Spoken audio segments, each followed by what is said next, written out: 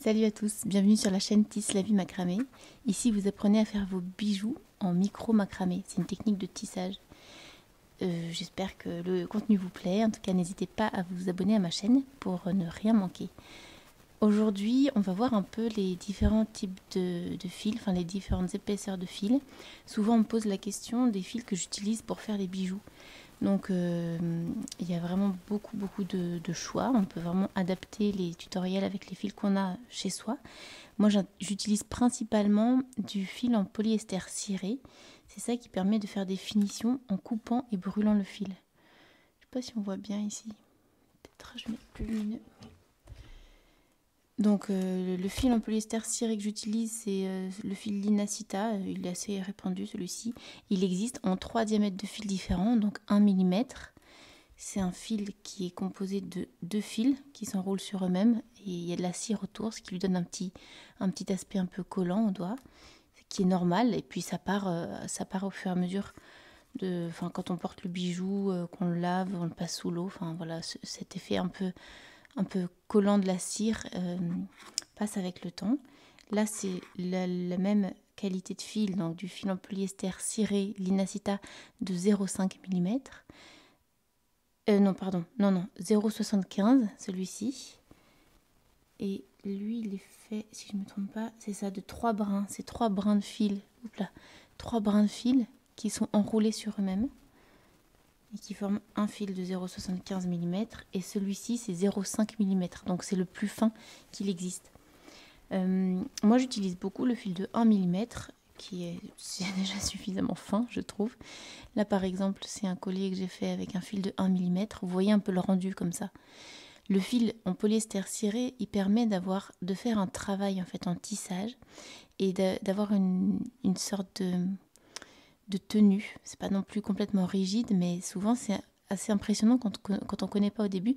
On trouve que c'est rigide. C'est un collier qui se tient, la forme elle se tient. Ça va pas être, si on fait ça avec de la laine ou avec du coton, ça va pas du tout tenir. Là c'est l'aspect ciré du fil et la force qu'on va mettre en serrant les nœuds qui fait que voilà, on peut faire un tissage, on peut un peu sculpter le bijou comme ça. Donc ça c'est le rendu avec du 1 mm. Ensuite, pour vous montrer un peu aussi une différence, ça c'est des boucles d'oreilles avec du fil de 1 mm. Donc vous voyez un peu l'épaisseur là du tissage qui est autour des perles. Et en comparaison, ici c'est du 75 pour celle-ci. Donc c'est exactement le même tissage, enfin le même genre de bijoux où on entoure une perle comme ça. Le tissage ici sera un peu plus fin avec ce fil là et encore plus fin avec ce fil là. Ce qu'il faut savoir aussi, c'est que moi quand je donne les dimensions, c'est toujours avec le fil que j'utilise, donc souvent celui-ci. Peut-être qu'il faut adapter et mettre un peu plus de longueur quand on utilise les autres métrages, parce que quand on tisse avec le 0,75, il faut plus, bizarrement, il faut plus de fil parce que les nœuds sont plus petits, donc il faut faire plus de nœuds pour avoir le même rendu. Voilà, donc là pour comparer entre les deux. Et puis 0,5, j'ai trouvé j'avais fait un collier il y a un moment. J'ai un petit peu tripé. Voilà, et ça c'est un fil de 0,5. Donc c'est un fil qui est très très fin.